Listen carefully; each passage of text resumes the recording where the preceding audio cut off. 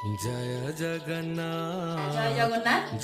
কেবল তো রথ দেখতে যাব, রথ টানবো, সেটা আপনাদের দেখাবো যদি টানতে পারি, যদি জগন্নাথ সেই একটা সুযোগ দেয়। তো সবাই তো আর টানার সেই সুযোগটা পায় না, তো দেখি। তা আজকে করেছি, আজকে আমার ছেলে বলছিল মা আজকে বিরিয়ানি দে, কিন্তু আজকে রথযাত্রা বলে আমরা নিরামিষ খাবো, সেই জন্য বিরিয়ানি হলো না।